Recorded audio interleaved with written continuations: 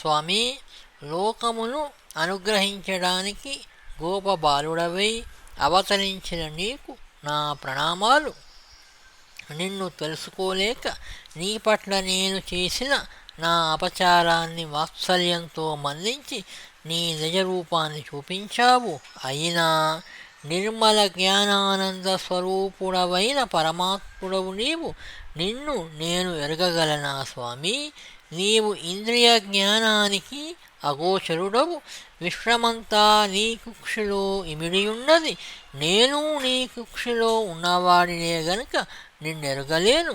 విశ్వమంతా నీలో లయించినప్పుడు ఆది నారాయణుడవైన నీవు జలములో శీలించి ఉంటావు. మళ్ళీ నీ నుండియే విశ్వసృష్టి అంతా ఉద్భవిస్తుంది. అణువులో అణువువైయుండి నీవు అంతటా వ్యాపించియుంటావు. మహత్తు కంటే మహత్తువైన నీలో అంతా ఇమిడి ఉంటుంది. ఇది నాభికమలం నుండి ఉద్భవించిన నేను నా ఉత్పత్తి స్థానమైన నిన్ను తెలుసుకోవాలని 100 సంవత్సరాలు వెదకి వెదకి విఫలుడనైనాను. ఈ అవతారంలోనే విశ్వమంతా నీ నోటిలోనే నీ తల్లికి చూపించావు. గోవత్స బాలకులలో నీ యొక్క దివ్య రూపాన్ని చూపించి నాకు కూడా నీ విశ్వరూపాన్ని చూచే భాగ్యం కలిగించావు. విశ్వమంతా నీలోనే ఉంచుకొని దానిని వెలుపలకు పంపించి అందులో నీవు ఉండి అన్నింటిలోనూ నీవే వ్యాపించి మళ్ళీ అన్నింటినీ కనబడకుండా చేసి చివరికి నీ ఒక్కడవే మిగిలి ఉంటావనే నీ యొక్క సృష్టి రహస్యాన్ని ఇప్పుడు నాకు చూపించావు. సృష్టి స్థితి లయాలు అన్నీ నీవే చేస్తున్నా బ్రహ్మ విష్ణు మహేశ్వరులు వేరువేరుగా ఉన్నట్లు కనిపింపజేస్తావు. సర్వము నీవే. నిన్ను వినా మానవులలో నిన్ను వినా ఇంకేదియూ లేదు అనే సత్యాన్ని తెలుసుకొననివ్వదు నీ మాయ.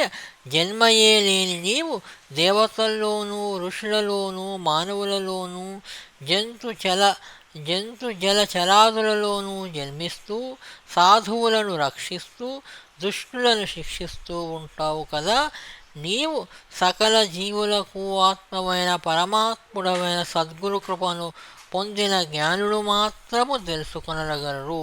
నీ పాదసేవలోనే నిమగ్నులైన భక్తులు కూడా నిన్ను తెలుసుకొనగలరు. నిన్ను సేవించే మహాభాగ్యము ఈ నందవ్రజములోని వారందరికీ లభ్యమైనది. అహో భాగ్యం నందగోపవ్రజౌకసాయన్మిత్రం పరమానందం పూర్ణం బ్రహ్మ సనాతనం. ఏలా బ్రహ్మపదంబు వేదములకున్ వీక్షింపగారాని నిన్నీ లోకంబున నీవనాంతరమునందీమందలో కృష్ణ యంచాలాపాది సమస్త భావములు నీయందే సమర్పించు నీ వ్రేలందొక్కని పాదరేణువులుపై వేష్టించినంజాలదే. వేదాలు కూడా తెలుసుకునలేనట్టు నిన్ను ఈ భూలోకంలో ఈ బృందావనంలో ఈ మందులో నిన్ను కృష్ణ అని పిలుస్తూ ఆలాపిస్తూ ప్రేమిస్తూ తమ సర్వస్వాన్ని సమర్పించే ఈ గొల్లలలో ఒక్కని పాదధూళి అయినా నా శిరస్సుపై పడితే చాలదా? ఈ బ్రహ్మపదం దేనికి? నిన్ను చంపవచ్చిన పూతననే నీలో చేర్చుకున్నావు కదా. మరి ఈ రేపల్లెలోని వారు తమ యొక్క మనస్సు, ధనము, దేహము సర్వము నీ సేవకే అంకితం చేసినారు కనుక ఎలాంటి ఫలము పొందుతారో తెలుసుకోవాలని ఉన్నది. ఓ జగన్నాథ, కంసాది లోకకంటకులను అంతమొందించడానికి అవతరించిన దేవదేవ, నిన్ను నేను ఈ కల్పాంతము వరకు ఆరాధించే వారనగుదునుగాక అని ఇంకా అనేక విధాల స్తుతించి బాలకృష్ణుని అనుమతితో సత్యలోకానికి వెళ్ళిపోయాడు. దాచబడిన దూడలు బాలకులు ఎక్కడి వారక్కడే వెలిశారు. 1 సంవత్సర కాలము గడిచిన కృష్ణమాయచే బాలురంతా ఒక అరక్షణమే గడిచినట్లు భావించారు. వారి భోజన పదార్థాలన్నీ చెక్కు చెదరక చెడిపోక అలాగే ఉన్నవి. మొదట దూడలను తోలుకొని వచ్చుట వెళ్ళిన కృష్ణుడు చేతిలో వెన్న కలిపిన అన్నముతో ఆ దూడలను తోలుకొని అందరూ కూర్చున్న చోటికి వచ్చాడు.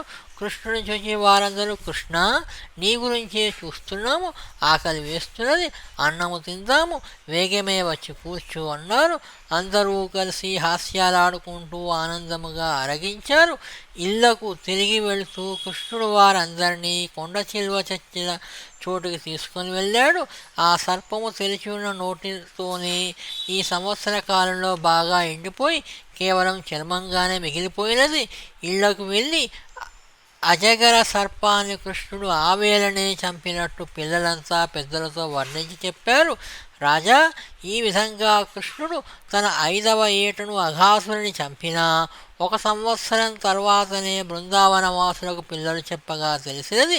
ఈ సంవత్సర కాలంలో గోవులకు గోపమ్మలకు తమ బిడ్డలపై అపరిమితమైన ప్రేమ కలగడానికి కారణమేమిటి అని పరీక్షిస్తూ అడిగిన ప్రశ్నకు శ్రీశుకుడు ఇలా చెప్పాడు.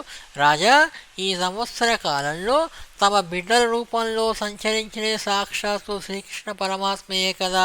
అందుచేతనే ఆ తండ్రుల యొక్క జీవాత్మ పరమాత్మ సన్నిధిలో స్పందించి ఆకర్షితమైనది. ఆత్మనే ప్రేమిస్తుంది కానీ శరీరాలను ప్రేమించదు కదా అని శుకయోగీంద్రుడు పరీక్షితులకు చెప్పాడు. మా విపంచీ ఛానల్ పోస్టులను షేర్ చేసి సబ్స్క్రైబ్ చేసి మమ్మల్ని ప్రోత్సహించగలరని మనవి.